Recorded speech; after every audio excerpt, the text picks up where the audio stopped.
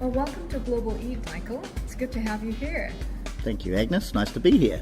Australia is the smallest continent among the 7 continents in the world. I've been there myself, and it's a really interesting place. Can you tell me a little bit more about Australia? What's so appealing about Australia that people want to go there?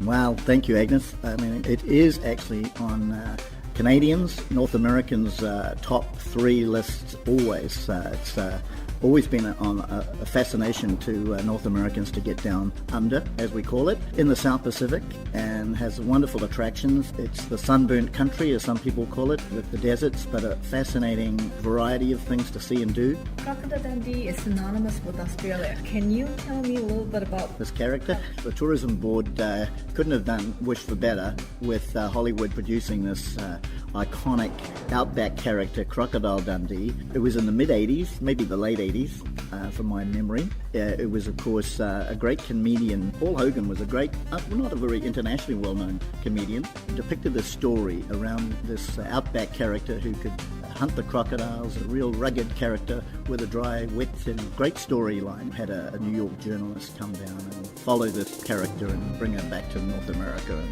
and enjoy the wit of that Aussie humour. So this actually did create quite a buzz, and Australia was on everyone's hot destination wish list for in that period, late 80s, early 90s. I know I was in the travel game, and of course we had so many good deals with Qantas and all the airlines to head down under and see the outback and see the Barrier Reef and all the great attractions of Australia. Sydney's harbour, which is one of the most beautiful cities in the world, and its beautiful harbour with its Opera House and Harbour Bridge. Australia is renowned for its water and its great beaches, the Bondi beaches, Manly Beach in Sydney, and of course all through the Gold Coast and the Sunshine Coast near Brisbane. Wonderful beach destinations, water attractions, and of course enjoying that food and wine that we want to encourage. In fact, Australia in the last few years has had a couple of very interesting themes to promote Australia. The one prior to this last one was Restaurant Australia, where we were promoting that wonderful food and wine that Aussie is famous for. And so we've got some great ideas for you to enjoy Australia, incorporating food and wine. Now, Michael, you talk about food and wine.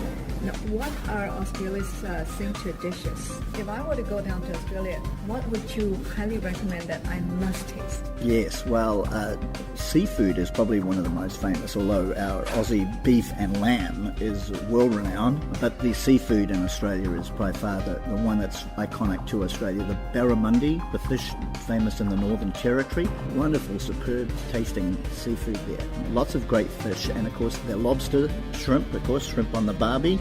They call it a Moreton Bay bug, which is just off Brisbane, and it is just a small lobster, but very tasty. Some of the great restaurants, seafood restaurants in the world are in Sydney Harbour. Famous one called Doyle's, right in Sydney Harbour, famous for its array of seafood. But what are some of the exotic signature dishes of Australia? Definitely crocodile, definitely the kangaroo, because they're quite common and not endangered.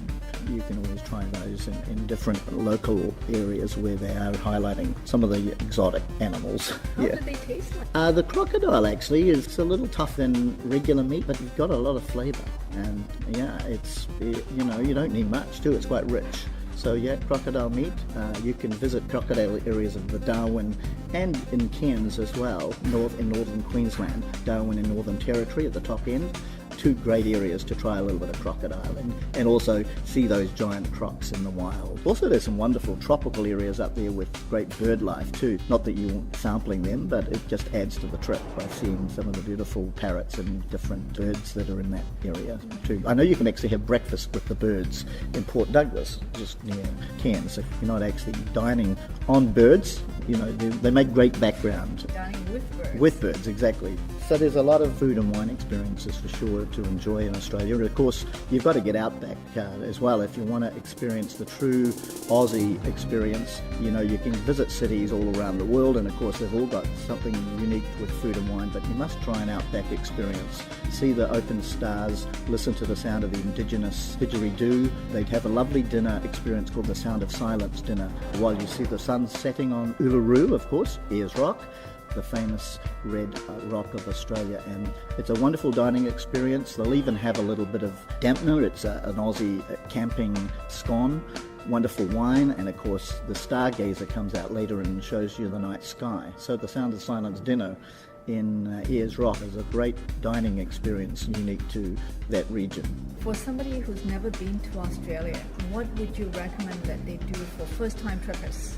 Well, it does depend on the time of year, but I've always said that the iconic triangle is the Barrier Reef, Sydney, because of its beautiful harbour and its so many activities to do, and, as I say, the outback to get to Ayers Rock and maybe Alice Springs.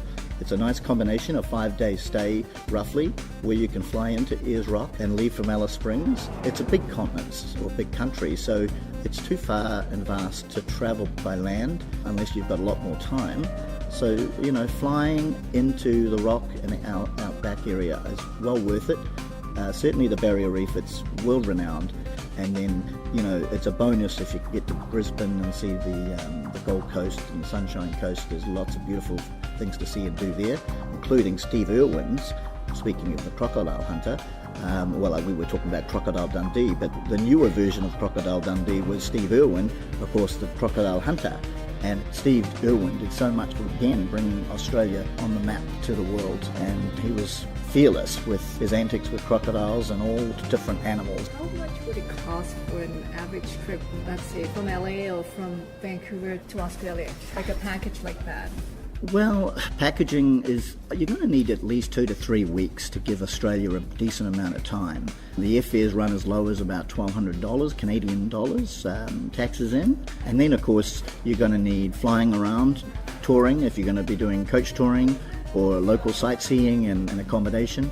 You're going to need, I would say, $2,500 to $4,000 per person to give yourself a reasonable budget on the moderate scale, and then, of course, the sky's the limit if you wanted to do some of those ultimate winery experiences and stay in some of those iconic luxury lodges like the one in Kangaroo Island, which is called the Great Southern Lodge, and there's another one in Ayers Rock where you wake up floor-to-ceiling view of the rock with the sun rising on it, called Longitude 131, which is the longitude that it's on. So those iconic places, well, obviously the budget, you'd have to up that somewhat. But yeah, $2,500 to $3,500 per person for a 2.5-week trip, seeing 2 or 3 good areas of Australia, just to give you a bit of a rough idea. And that's including the year. So start saving. Or if you've won the lotto, of course, you can do it in style. It's well worth the time.